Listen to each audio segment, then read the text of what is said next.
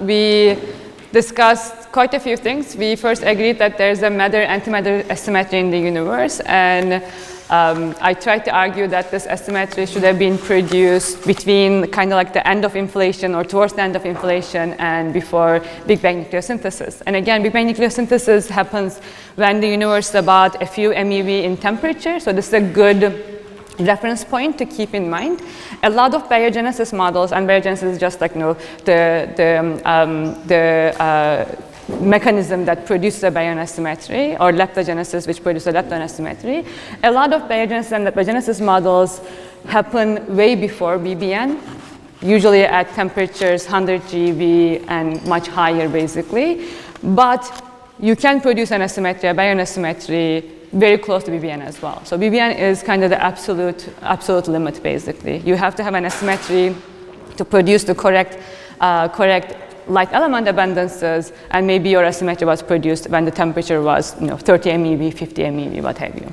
These models are kind of harder to work with for several reasons, but there's, again, the BBN is the absolute limit. And on the higher side is the inflation. And I also mentioned that in order for any new physics model or standard model to produce any particle physics model to produce a baryon asymmetry, it needs to satisfy 3 conditions, and these are the Sakharov conditions. The first condition is that your model should violate baryon number, and actually I should modify this. We will discuss in a bit. It should violate baryon or lepton number. Your model should also have interactions that violate CP, and technically these should be the same interactions that violate baryon number as well. And these interactions that violate the baryon number or lepton number and CP should happen out of thermal equilibrium or out of thermodynamic equilibrium in order to retain the baryon asymmetry that you are producing. And we started discussing if the standard model satisfies these conditions. So we haven't gotten to new physics models yet. So we were looking at if the standard model satisfies this condition, and we started with the baryon number violation. And there were a lot of questions about the baryon number violation, so I'm going to try to do a better job today. I prepared extra notes with respect to your questions. So we were discussing that in the standard model, the baryon and lepton number, particle numbers, are conserved. These are accidental symmetries at the Lagrangian level, right? When you are trying to write a Lagrangian that is invariant under SU3 cross SU2 cross U1, you just end up writing terms that will always have baryon or lepton number 0, unless you have Majorana neutrino masses, which would violate lepton number, but we will come to this later. So assume that there are no Majorana neutrino masses, and this is not part of the standard model anyway. However, the standard model, if you look at the baryon current or the lepton current, let's do the baryon one first, right? So these are left-handed fields. And specifically, since only left-handed particles couple to the SU2, the baryon number and lepton number in the standard model are anomalous. So del mu J mu B, this will be for baryons. Specifically, this is the left-handed SU2L, and then this is W mu nu tilde, right? So it turns out this kind of terms are very interesting.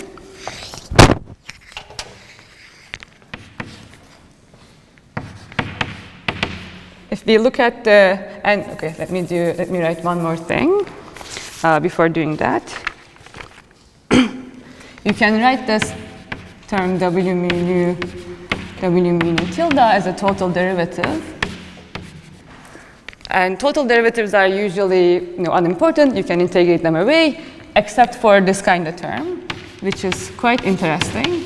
And I want to emphasize that this part is a whole lecture series on its own, and it is both mathematically interesting and physically so. So please don't expect to have learned everything now. But if you look at terms like this,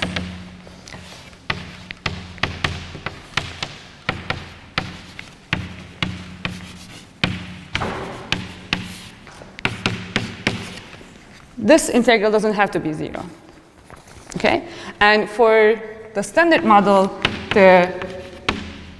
this number, it's called the Chern-Simons number. The fermion asymmetry, this is the number of fermions minus number of antifermions, is equal to Na. And specifically for leptons, this is delta Le is equal to delta L mu, delta L tau is equal to Na. And for baryons, the counting is. So this is again the specific flavors, you count them separately, and for baryons, you have each quark has a 1/3 baryon charge, and then we have 3 generations and 3 colors, and then this is the counting.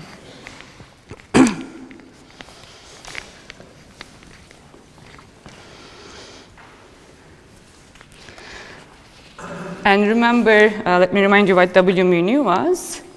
Of course, this is the field strength.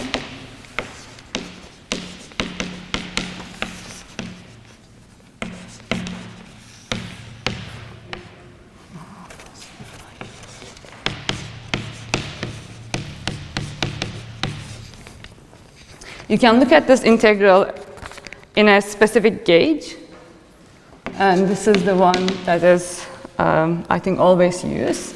So let's look at when A0 is 0, and then in vacuum, we can write the spatial parts as function that depends only on x1, x2, x3. And W inverse, and you can also, and you should technically include the Higgs field as well.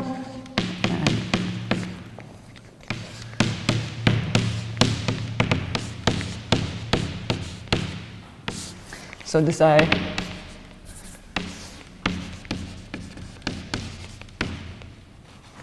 are vacuum solutions. Right? And these describe actually discrete vacua, right? You can have different AI and phi, and you can still be in vacuum. So you will still be in vacuum, but A can be different. And this is the whole point. This is the important point of this, basically. So if you use these solutions back in this equation, now we can have this number, and then this is minus 1/4 pi square dq epsilon ijk.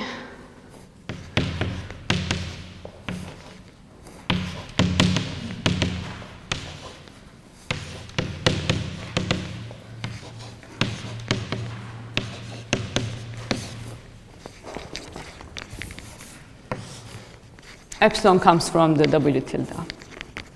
And again, importantly, this number is always an integer.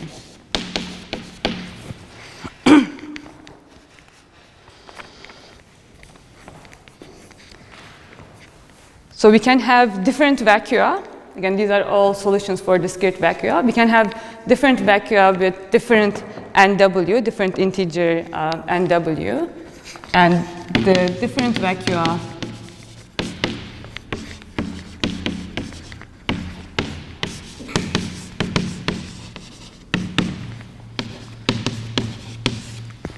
and these are not connected to each other.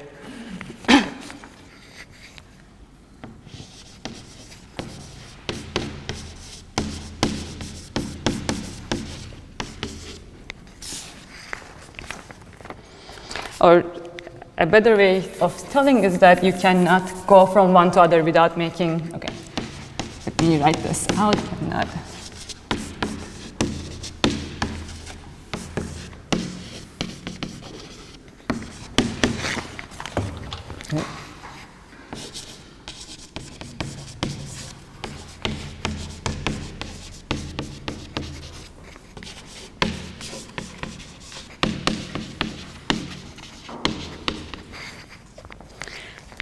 Okay, so now I'm going to be a bit loosey-goosey.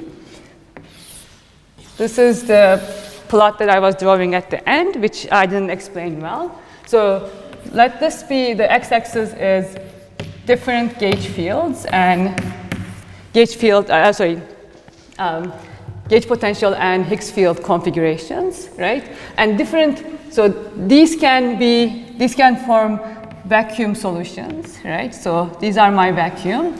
And again, my vacuum is labeled by these discrete numbers, integers specifically. You can have these too, right? And then this is some energy or potential, okay? Some potential. And from my mathematical theory or the structure of SU2, I know that these are separated by non-vacuum solutions. So I expect that, these are vacuum, they will probably be the minimum of some action, and then they are separated by non-vacuum configurations. And it turns out to be, the potential seems to look like this. This should be a periodic potential. Just imagine a sine square.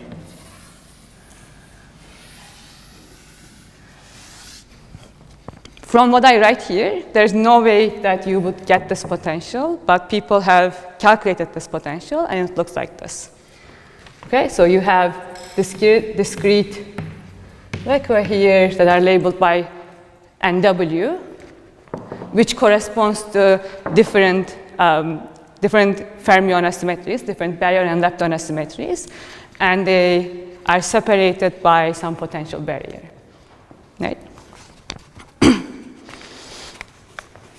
So these are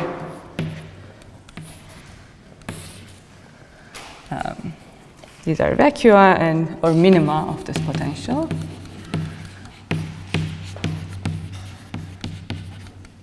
And then these are actually saddle points, but here they are just some barriers.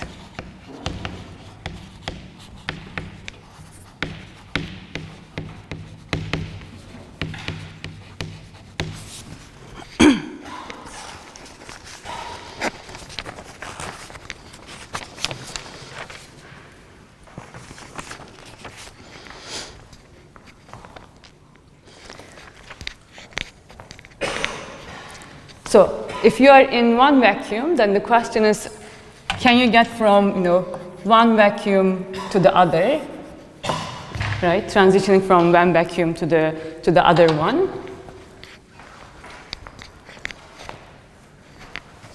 Oh yeah, great question. Yes.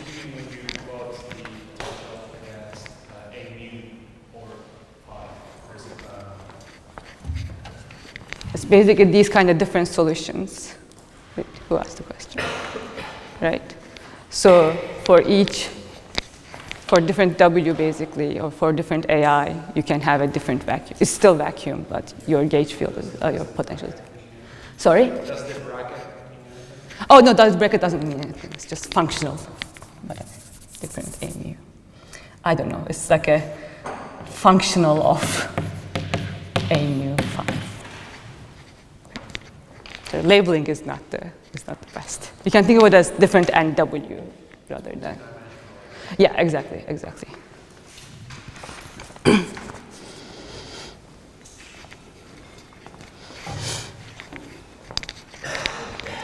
Right. So coming back to here.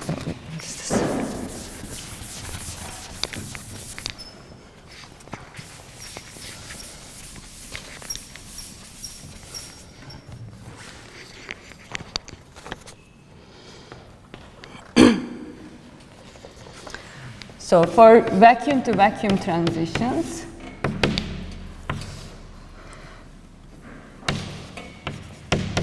this is, for X, down mu k mu. And again, if you use these solutions, vacuum solutions, this just turns into the cube X, K0 equals infinity to T equals plus infinity.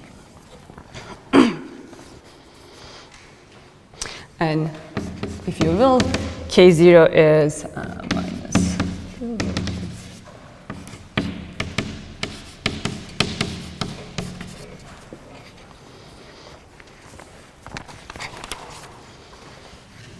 Okay, I get it.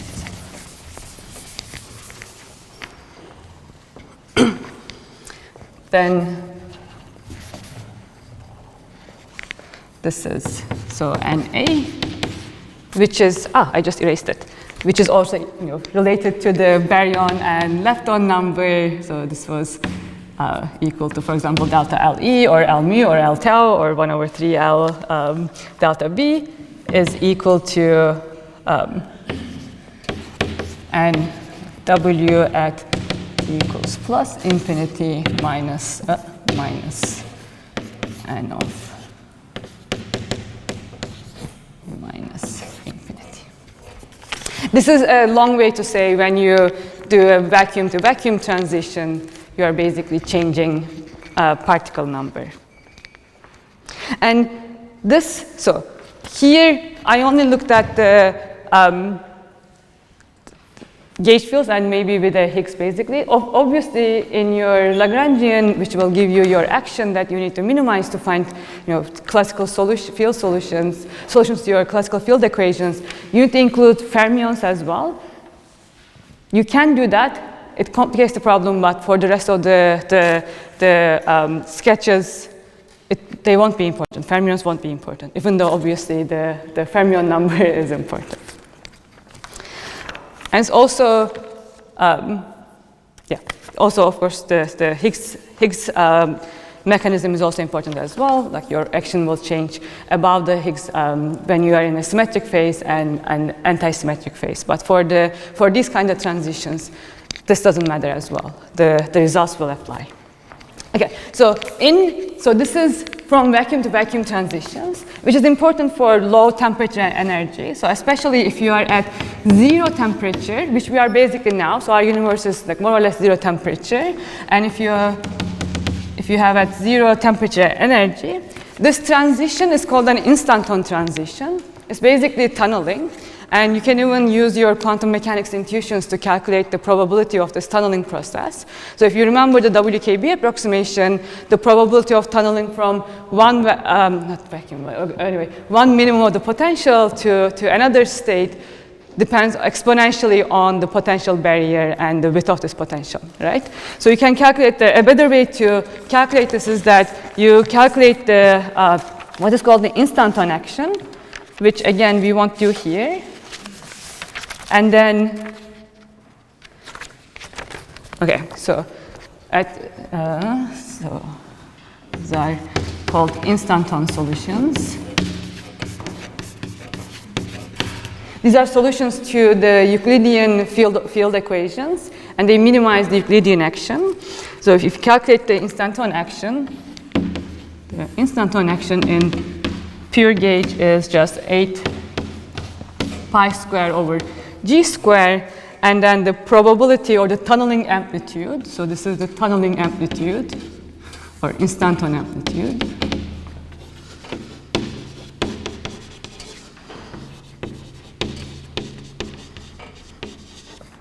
It goes like e to the minus the instanton action, which is here e to the minus pi square over G square. And the probability of tunneling is the absolute value square of the amplitude.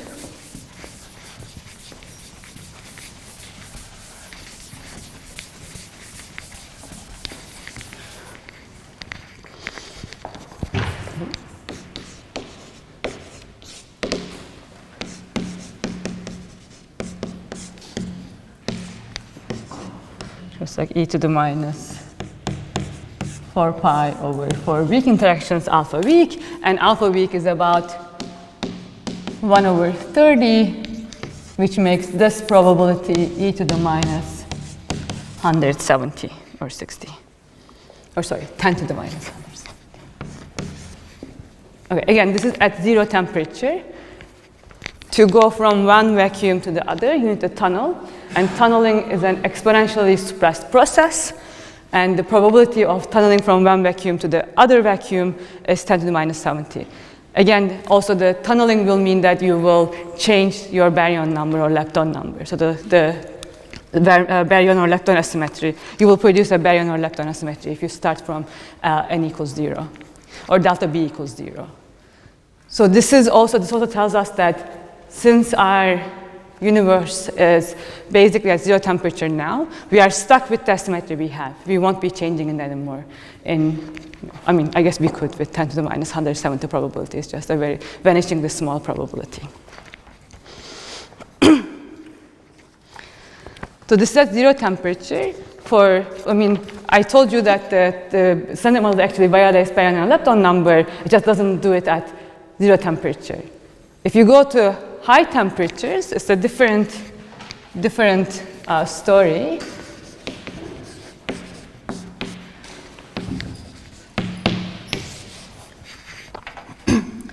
And high temperature, both high temperature and high density. So if you think about a finite temperature process, and you took finite temperature field theory lectures as well, you can imagine that you don't need to be in the vacuum state.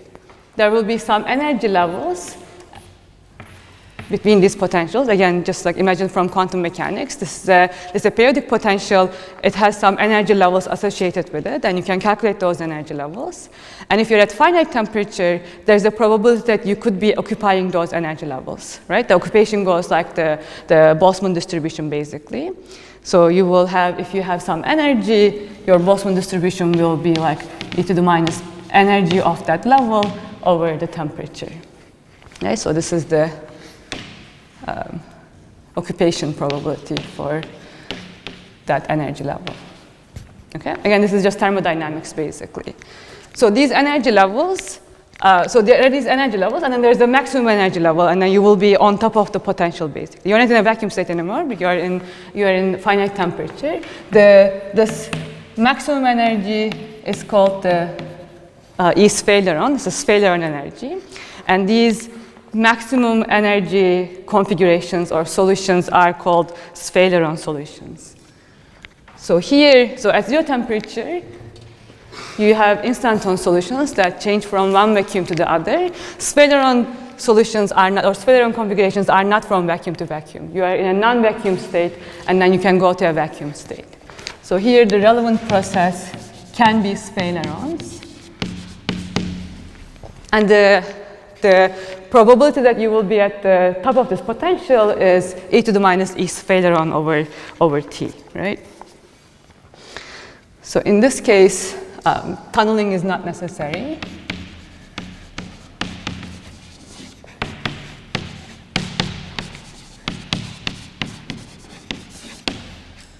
You can, if you're in the maximum, you can wait a bit and roll over to one of the minima. Right? So sphaleron in Greek apparently means rolling over. And the height of this potential, and the relevant thing here is the height of the potential, this E sphaleron, and this can be calculated as well. Of course, I won't do the calculation, but you can even, I don't know, kind of guess what the relevant quantities will be, because there's only so many things that, since we're only considering SU2 with some Higgs field, there are only so many things that we can write down, we can use. So the sphaleron energy goes like 2 mass of the W boson over alpha weak, and then that's some function that depends on the Higgs mass over the W mass. This function is numerically calculated to be between 1.56 and 2.76. So this depends on the Higgs mass. So this part is for very light Higgs, and this is when the Higgs mass goes to infinity, right? So now we know the Higgs mass, so it's something between these two numbers basically, but it's order 1. And this potential barrier, then if you put MW and alpha weak is again 1 over 30 or so, this is about 10 TeV. Okay, so the height of the potential is 10 TeV.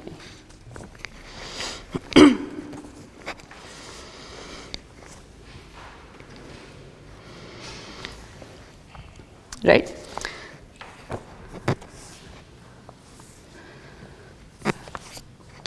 So we say high temperature, of course, we haven't defined what does high mean, right? What does high mean here? You can guess that, or maybe you already know the answer. The temperature scale that we are interested in is the electroweak transition scale, which is 130 GeV or so. So high will mean just temperatures above that scale, and low is temperatures below that scale. But zero temperature is zero temperature. So at low temperatures, and of course, between these two temperatures, there is a phase transition, or there's a transition happening, right? You are at high temperatures, the electroweak symmetry is restored, so we are in a symmetric phase. And at low temperatures, symmetry is broken, so we are in a broken phase. And this can be through a first-order transition, second-order transition. You learned about phase transitions. For baryogenesis reasons, the order of the phase transition is very important. But for what I will talk about just in the next few minutes, the order of the transition is not important. So the Sphaleron processes are always active, basically, even if you are in a first-order or second-order transitions. The order of the transitions will be important for something else. So in this case, so at low temperature, say there's a transition happens at, say this transition from symmetric phase. And of course, the transition is important because we said that the Sphaleron energy, or the height of this potential, is a function of mw, but if you are at very high temperatures, when the SU2 symmetry is not broken, your W is massless. It only has some thermal mass, right? So this is kind of where the transition becomes important. So there will be a transition from symmetric phase to the broken phase.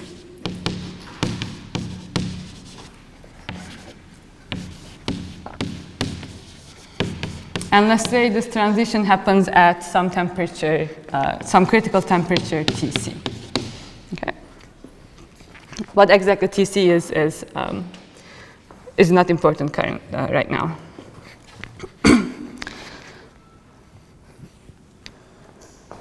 So right after the transition, below Tc, just fix this now.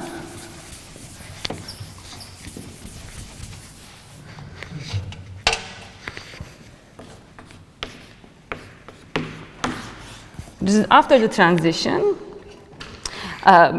So you are in a broken phase, so the gauge bosons will have some mass.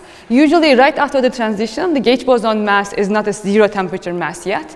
It will be a bit smaller than the zero temperature mass.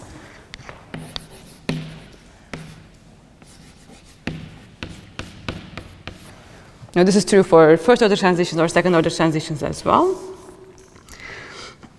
We can rewrite this Sphaleron energy just by giving a temperature-dependent mass to the W boson, and then again this B function.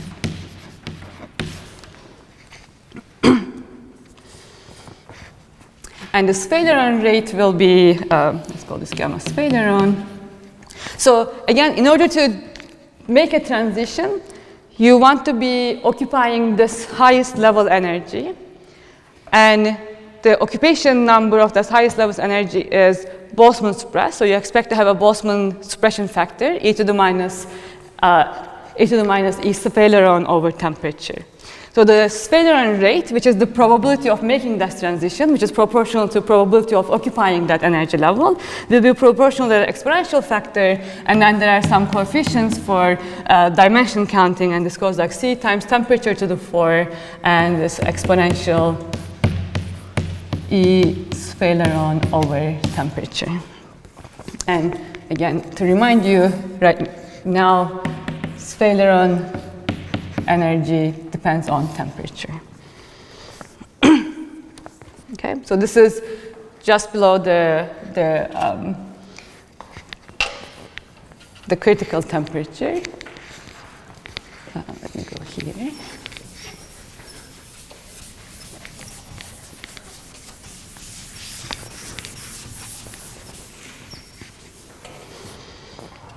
When you are much above the critical temperature,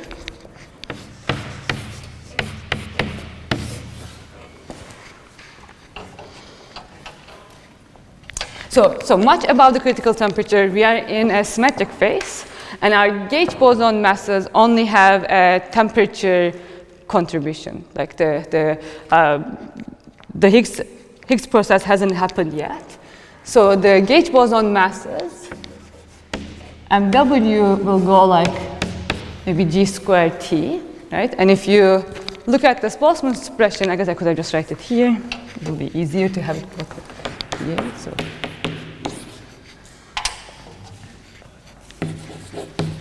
So you only have a finite temperature mass. And if you look at the expression, this will go like T. There will be a T over T, so you don't get any Boltzmann expression. So for high temperatures, there's no Boltzmann expression.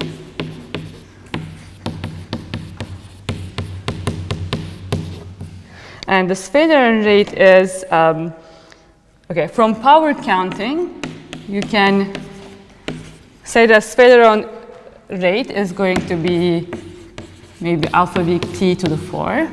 Okay, so this is the G squared T basically. Turns out the correct calculation is done by Gaimur and company is a factor kappa times alpha V to the 5 when you include the correct loop contributions T to the 4. And then kappa is about 25. So numerically, these two things agree actually.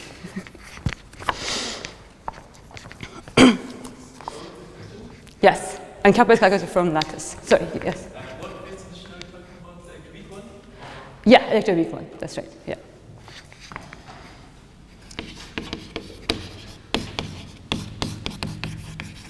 Right, that's the important one for the W mass.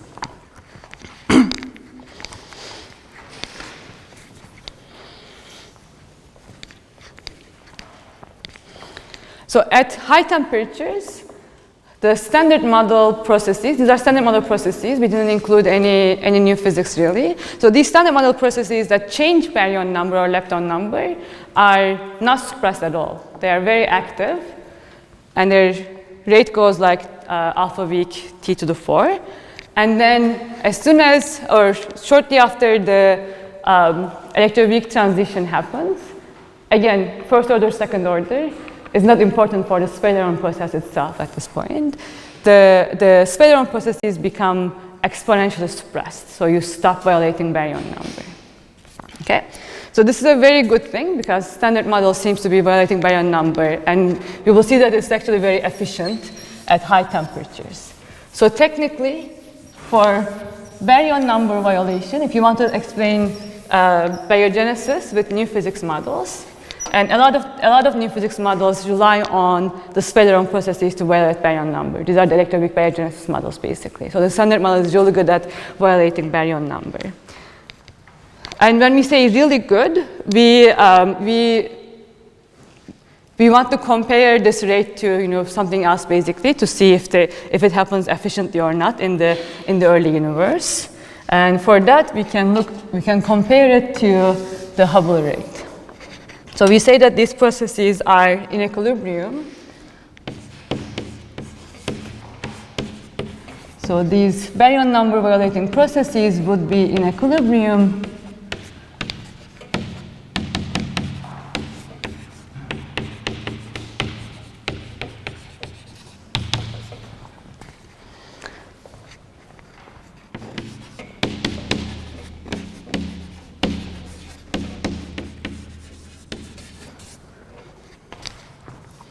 if a particle participates at least in one Seyda process in one Hubble time. Okay, so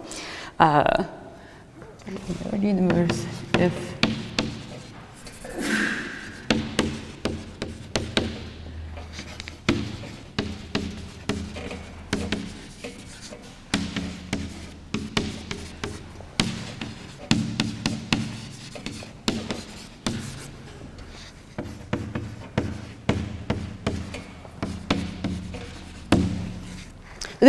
this description is not specific to sphalerons. This is how we think about the equilibrium conditions in the early universe, because the process that will take you out of equilibrium is the expansion of the universe itself. This happens for dark matter as well, right? You could be, your dark matter particles could be annihilating very efficiently into fundamental particles, but at the same time, the universe is expanding, so finding two dark matter particles next to each other becomes less and less probable, basically, as the universe expands. So at some point, these annihilation processes freeze out. So it's a similar argument. And to check this, we just compare the sphaleron rate or the probability of one particle happening, and this is the number density of those kind of events. And then we want this to happen in 1 Hubble time. And I'm going to assume that Hubble universe is radiation dominated. You can check what happens if the universe is matter dominated. And Planck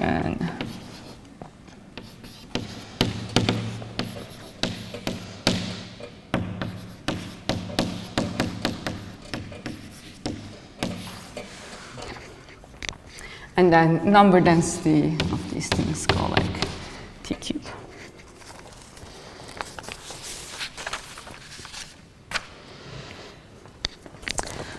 So at high temperatures, our sphaleron rate goes like alpha weak T to the 4.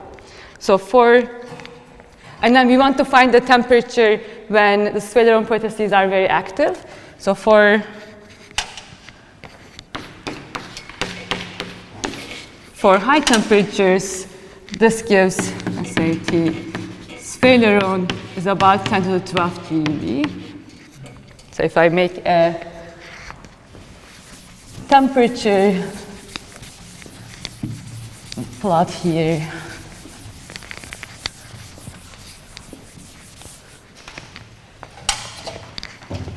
and I am assuming that the universe was hotter than 10 to the 12 at some point, and then there will be another thing. So here sphalerons are out of equilibrium.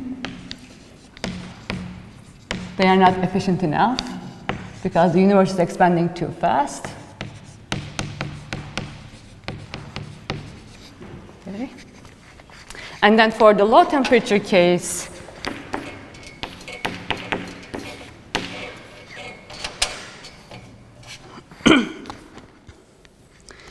you can estimate this, that's right.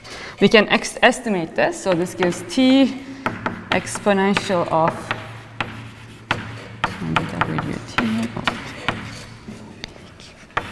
times this B, and we want this to be larger than T squared over M Planck star. This tells me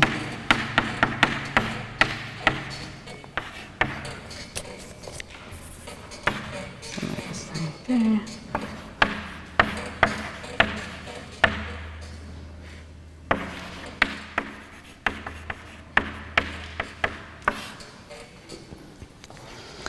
Log is always a slow varying function. We can take T to be about 100 GeV because we kind of know the electroweak transition temperature. This then gives us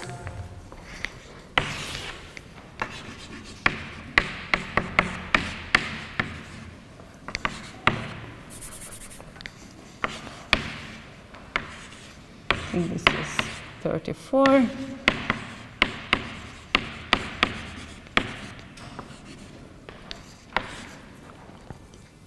This side is about 0.2.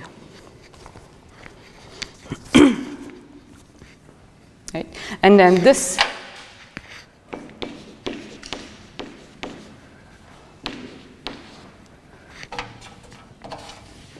so below the electroweak scale, or below the symmetry breaking scale, sphalerons go out of equilibrium pretty fast because their rate is becoming exponentially suppressed, so they can't win over the Hubble rate again. So sphalerons are out of equilibrium.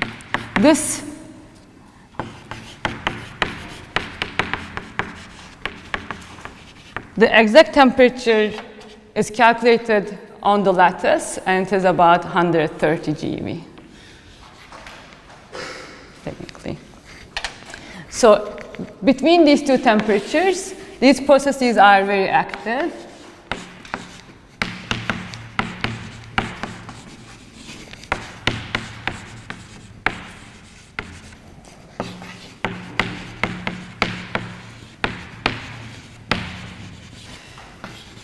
In the standard model.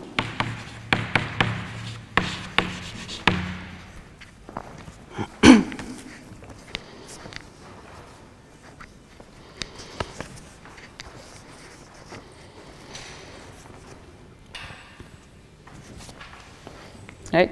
There are new physics models. You might have a new physics model for one reason or another, where, for example, you don't want any symmetric phase. So it could be that the universe was always in a broken phase, but that would immediately mean that sphalerone processes were not active. So you need to rely on some other baryon-lepton number violating process to violate baryon number.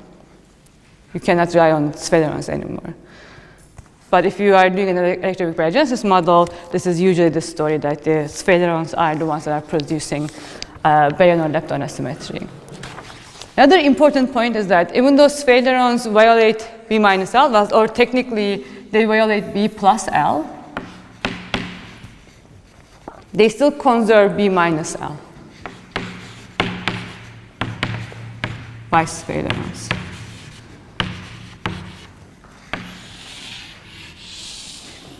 This is important for Leptogenesis models because there you produce only a lepton asymmetry, but technically you produce the B minus L asymmetry, and then that asymmetry will not be washed away by sphalerons. It will be conserved. We will come to this when we discuss Leptogenesis models. So overall, the standard model actually does really well for the first Sakharov condition, right? So this is my standard model check mark. Standard model is really good at violating baryon number at high temperatures, not at low temperatures. The next ones are not so good. So any questions about, yes?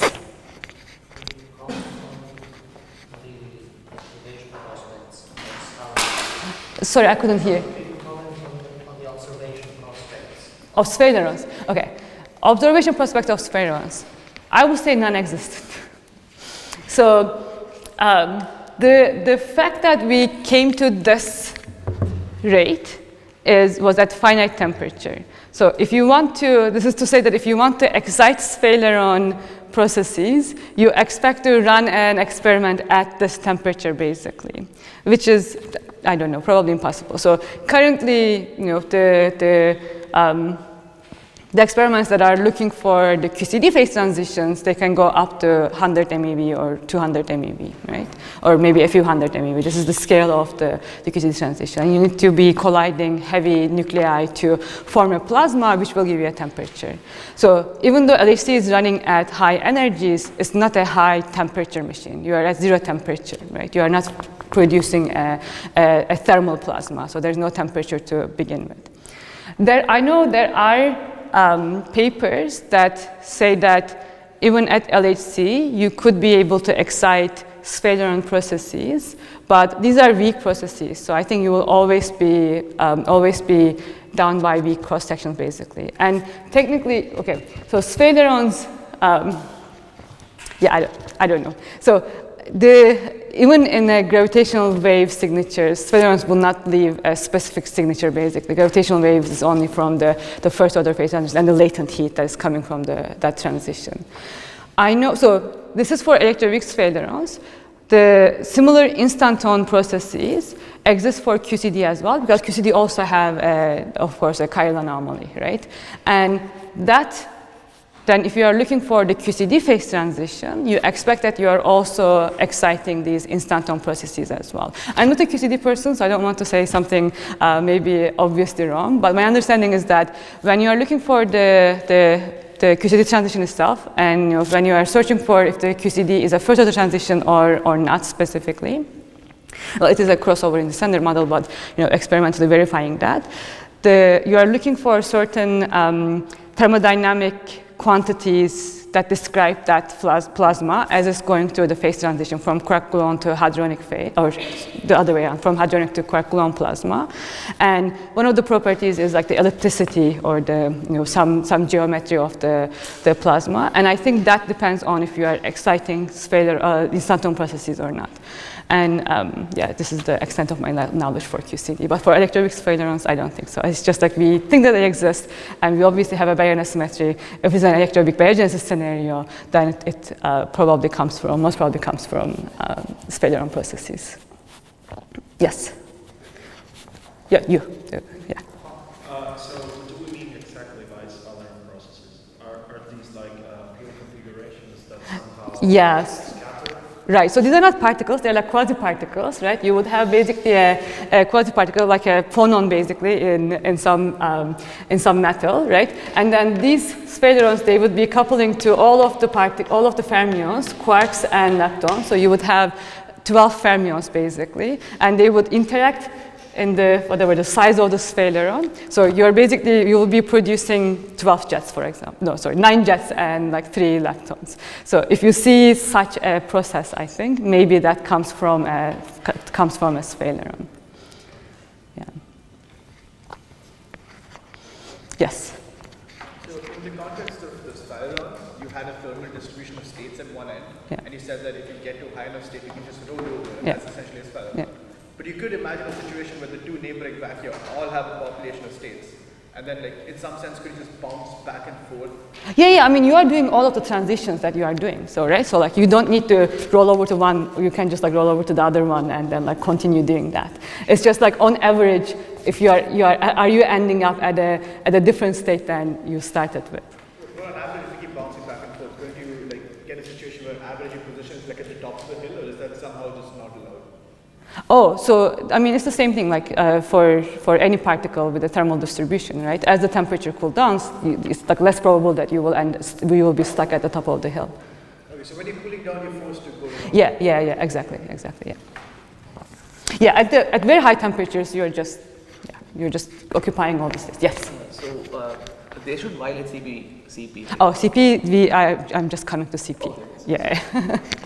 So there's no CP yet, and again, without CP violation, on average, you won't produce a baryon symmetry, right? Because you would be, you could be producing +1, and then the other sphaleron could be producing a -1 baryon symmetry, and on average, you shouldn't expect to produce any eventual baryon symmetry at later times, basically.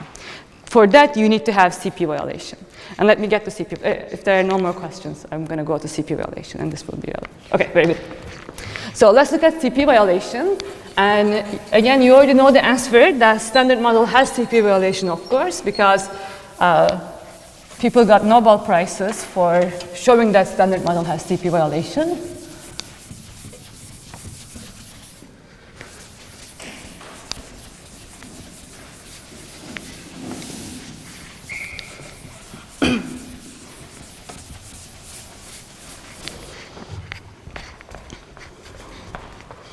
All right, so standard model has CP violation. We saw this in K-on decays. The K short and K long, they can decay to both 2 pions and 3 pions, which does show that they are not definite CP eigenstates. And then this CP violation comes or is explained through the CKM matrix, right? A phase in the CKM matrix. So this is a quark mixing matrix. And there's a nice mixing matrix has one irreducible phase. And this nice irreducible phase is responsible for all the CP violation that we observed in the standard model. So the CP violation in the standard model can be quantified by a quantity which is reparametrization invariant, which is called JCP. This is the Yarskog invariant. This is the imaginary part of, let's see, S, B, C, D.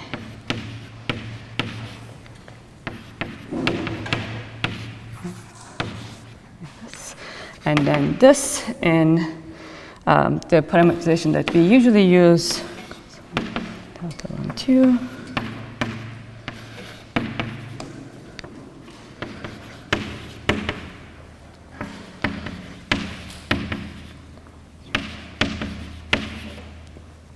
This is the phase.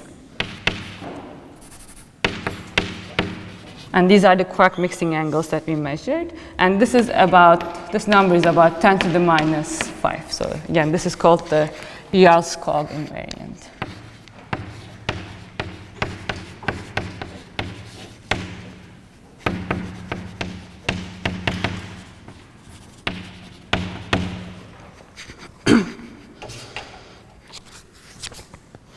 So this combination of the CKM matrix elements, I mean, you can choose a different combination, but it will give you the same thing, which is the beauty of it. This is a reparametrization invariant, this quantity. And this quantity is basically there for all CP violating phenomena. So this is, you cannot get rid of this. This is the minimum amount that you can have, so the maximum amount that you can have. And this paper is a really nice paper by Yarlskog. It's like only 3 pages, I think, and it's like very readable. It's basically a certain determinant of the CKM matrix that you can show this reparametrization invariant. It's really nice. I was going to say something about this. Yeah, and okay, so another beauty about this phase. So we knew that there was CP violation from kaon decays before we knew that there was a 3rd generation of quarks. So there was only 2 generations of quarks that were observed, and then with just 2 generations, you cannot have a physical CP phase. So it was very confusing why there would be CP violation in the weak sector, in this weak decays. And then Kobayashi and Maskawa came with their model of CP violation, and in their paper, they have 3 new physics models to explain the CP violation.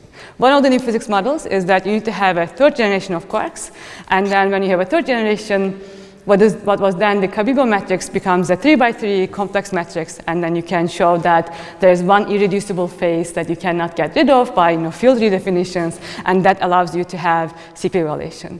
This wasn't the only new physics model that they came up with. In the same paper, they have 2 more. One of them is adding a scalar triplet, actually, a SU3 triplet, and the 3rd one I'm blanking right now, I don't remember.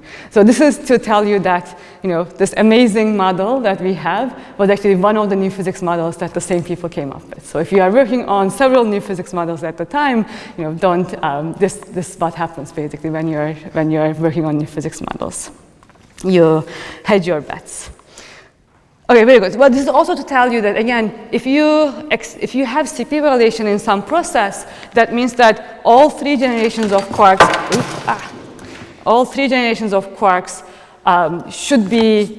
should be involved in that process. And let me go through the CP violation real quick, and then we can take a couple of minute break to stretch your legs. So this is not okay.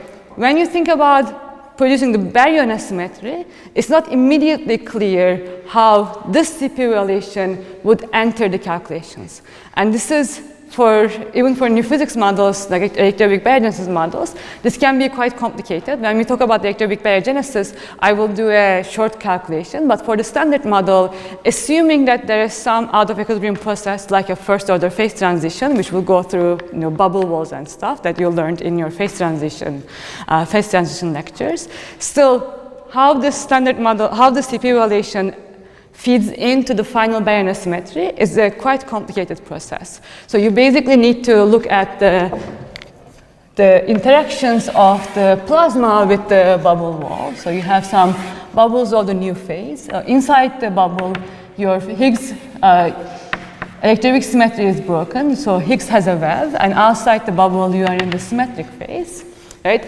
And of course, the bubbles form because this has less energy than being outside. So you want to be in the bubble. That means that all these quarks and antiquarks and leptons and everything wants to go in the bubble, but not everything goes in. Some of them is transferred, some of them is reflected, some of them are transmitted. And of course, as you are going into the bubble, your particles are becoming massive and stuff, so there's some potential energy change and that comes from that as well. And these interactions, when you consider especially the interactions of the quarks Of course, they depend. They will have some extra-weak interactions and depend on the Higgs field as well. So they will have some interactions that will know about the CP phase. Again, this is a very complicated calculation which has been done. But at the end, what turns out is that the CP, the relevant kind of parameter, CP evaluating parameter that feeds into the final baryon asymmetry depends on the quark masses, which you can expect. So this goes like mi square mj square here, j for UCT. And then so this is multiplying all these things. And then again, ESP, another square. And then, again, if you need to have CP violation, the Yaskov parameter must be involved. There's going to be probably a Yaskov parameter. And then if you're looking for a constant, basically, this has like energy to the 12th. So you divide it by the relevant energy scale, which is the temperature of the electroweak transition, and it needs to go like T to the 12th. Just to make this thing dimensionless. So this is, sorry, I really should be very big squigglies, basically. This is not a calculation. And this thing, if you put all the quark masses, some of them are extremely small, and this is about 10 to the minus 20. If you just put T electroweak for 100 GeV.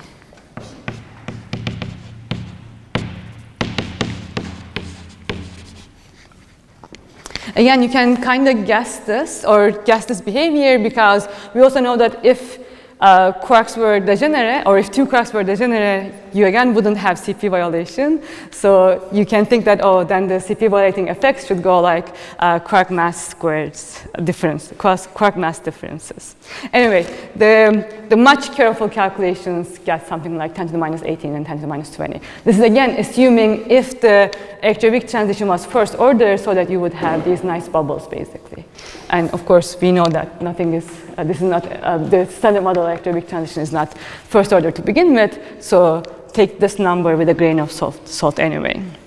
This is to say that the standard model, although we have CP violation in the standard model, and we observed this CP violation, it is way too small to produce the asymmetry we have, because remember, the observed asymmetry is about 10 to the minus 10, right? So this is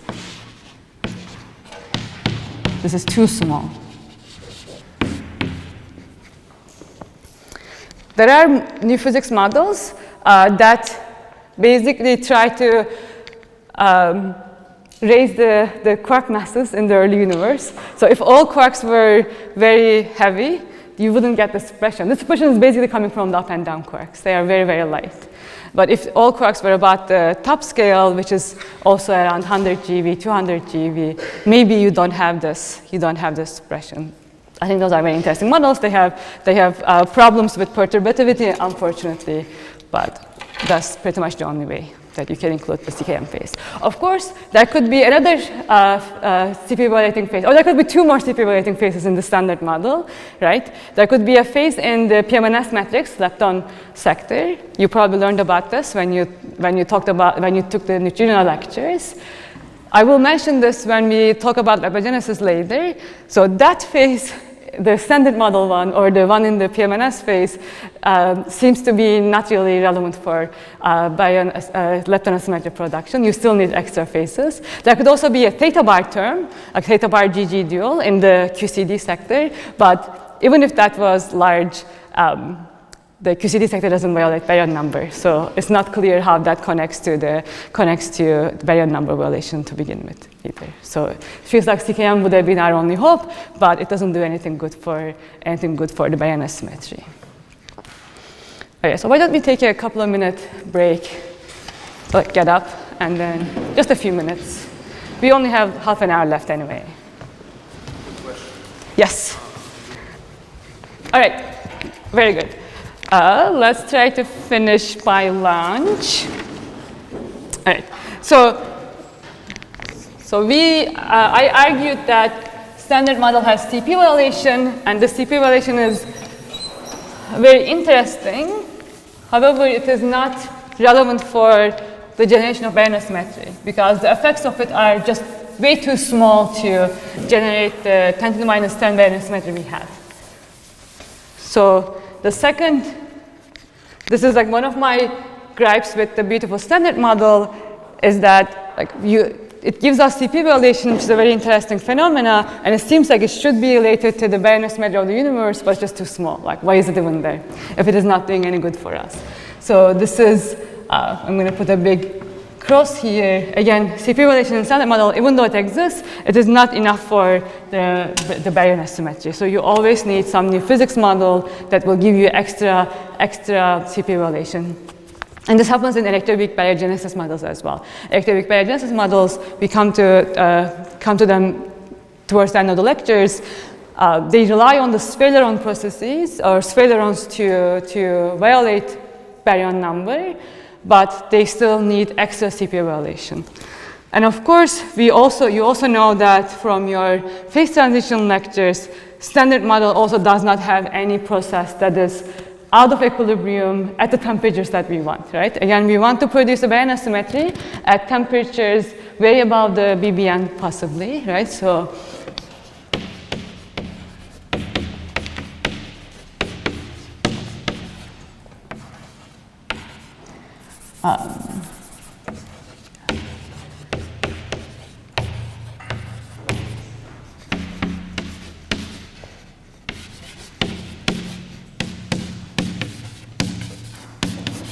but at these temperatures, none of the standard model interactions are out of equilibrium. Even the weak interactions are quite fast. And obviously, BBN kind of starts happening when just as the weak interactions are going out of equilibrium.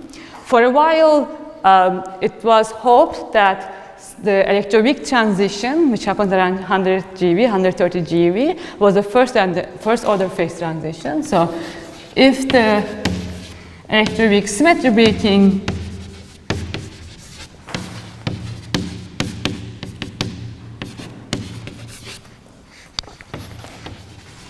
was a first order phase transition, then this would have been perfect.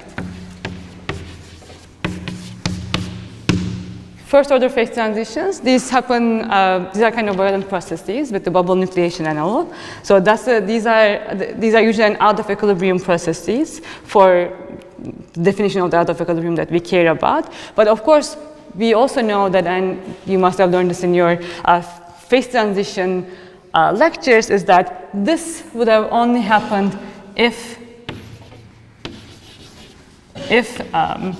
the Higgs was kind of lighter than the W boson mass, basically, or WZ bosons.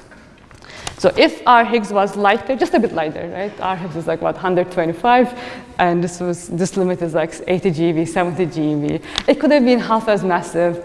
Universe would have been more perfect in a way. It would have been easier to explain the Bayesian symmetry, and we definitely would have expected a first order transition. But of course, we don't have this. Our Higgs is both too heavy, and we knew that this wasn't the case even before we knew the exact Higgs mass, because even Lab told us that it was a bit heavier than 115 GeV or so. So this is also, okay, our hopes are gone basically, but the standard model. So there's no out of equilibrium process. And really, even the other phase transition that probably did happen in the standard model is again the QCD phase transition, right, from the quark-gluon plasma phase to the hadronic phase. But this is also not first order. This is a crossover in the standard model. And that happens at temperatures around 1 GeV or a few hundreds of MeV. So you are still above you would have still been above the BBN temperature. So maybe it would have worked. But again, it's neither a first order transition, but also QCD doesn't work by a number to start with. So that still would have required some new physics. So the standard model cannot explain the Bayesian symmetry. Like one of the strongest motivations for new physics models is explaining the Bayesian symmetry itself. And this is I think, like the strongest new physics motivation is the baryon symmetry, because we know that new physics should exist, and we know what it should have. Should exist. So it should have at least extra CP violation.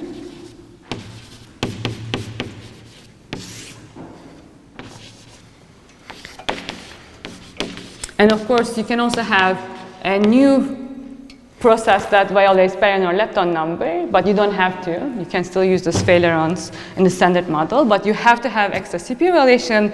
You also have some out of equilibrium process, out of thermal equilibrium process.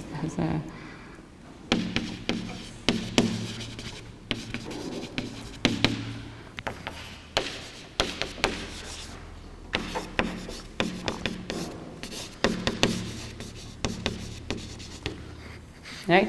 And most importantly, whatever this new physics is, it has to couple to the standard model, because at the end, we don't want to just generate some dark matter asymmetry. We actually want to generate the standard model baryon asymmetry. So we want to produce basically our protons and our electrons and our neutrons, right? So this new physics, whatever it is, it has to couple to the standard model. So if you are working on dark matter, and if you give a dark matter talk, someone in the audience who is a, what's the phrase? I'm blanking. What you call someone that's a Debbie Downer? So someone who is a pessimistic person would always ask, what if dark matter exists, but it doesn't talk to the standard model at all? Because maybe it doesn't, right? But for this kind of new physics models, we know that they have to talk to the standard model because we have to produce our baryons, basically.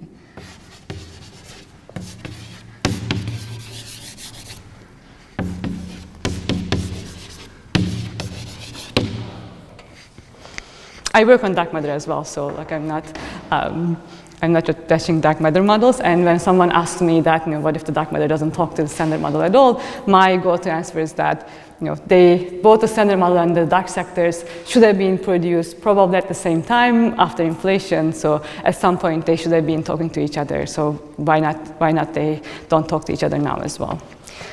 And that's my motivation for working on dark matter models. All right, so these are the rules for new physics, basically. If you want to produce the baryon symmetry of the universe, so you need to be working with a model that has some extra CP violation, maybe it's also some baryon number violation, and also it needs to have some a thermal process that is violating baryon number and CP, and then that process needs to happen and out of equilibrium. So in the next 2 lectures, I will go through a couple of new physics models that does satisfy these conditions. And I will try to be kind of model independent and give you the ideas, the sketch ideas about how to create the baryon number in certain models. There are a lot of baryogenesis models. Maybe we can categorize them. So how do we categorize this? So there are a lot of baryogenesis models, and we can divide them into categories. One category is called electroweak baryogenesis.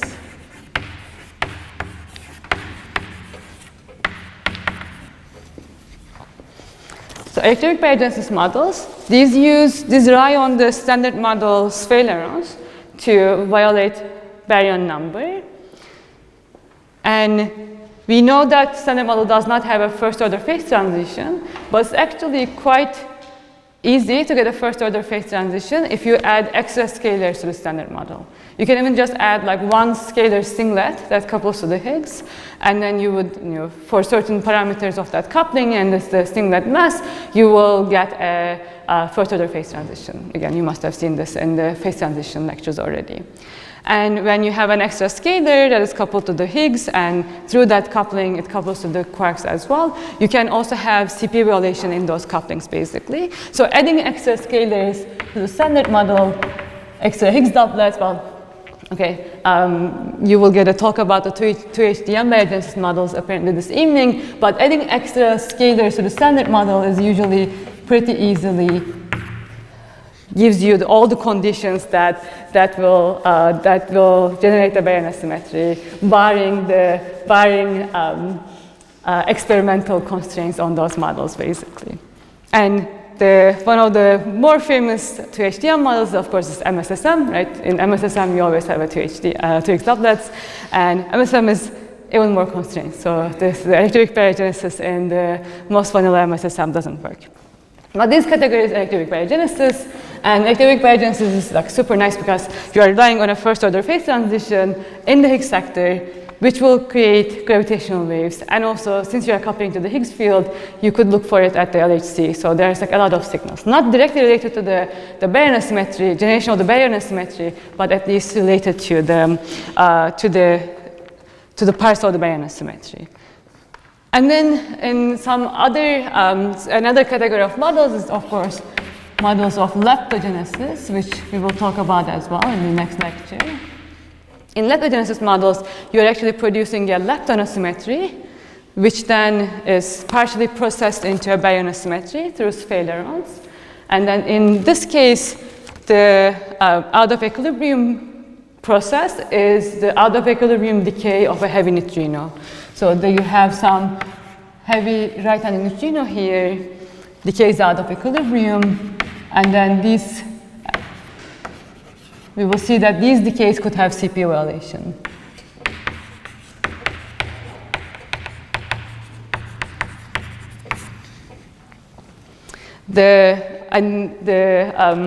One of the other motivations for Baryogenesis models, of course, when you have this heavy right-hand neutrino, it could also explain the neutrino masses, as you learned. So you are explaining two problems with the standard model at the same time. You explain both why neutrinos are massive, and then the same mechanism that gives neutrinos mass could also generate the baryon asymmetry. For the most basic Baryogenesis models, this right-hand neutrino is very heavy, and it's impossible to basically search for it, so that's kind of sad, but it's still a good model. And there are Baryogenesis models that work at lower scales as well. And then you could also have models that try to address both the problem of dark matter, or explain what the origin of dark matter is, and connect it into the baryon asymmetry. So you could have a process that maybe produces a symmetry in the dark sector,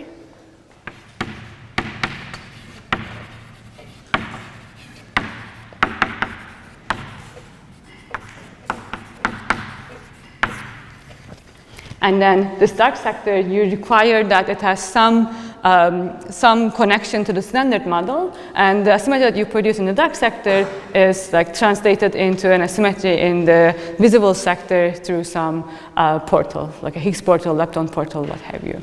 These models are also quite nice because you are then directly relating to the matter density, right, which is stored in the baryon asymmetry in the standard model sector, to the dark matter asymmetry. So in the first version of these models, you would expect that the dark sector would have a state that's like our proton, just 5 times heavier, because the luminous matter density is 5% of the universe, dark matter is 25%. If they have the same asymmetry, you would just say that the dark matter has particles like protons with just 5 GeV. This doesn't work for other reasons, and there are like a lot of constraints. So the most vanilla case doesn't work, but there are many versions of it that would, and they are super fun as well.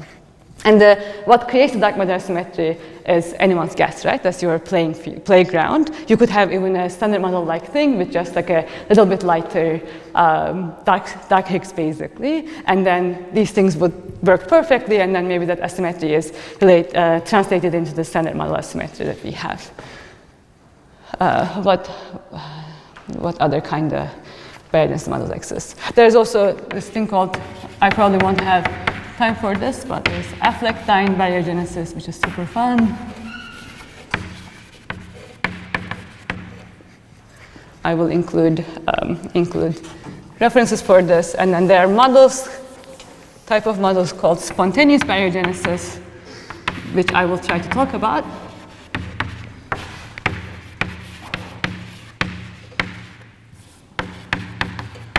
In the spontaneous baryogenesis, you actually have CPT is not conserved.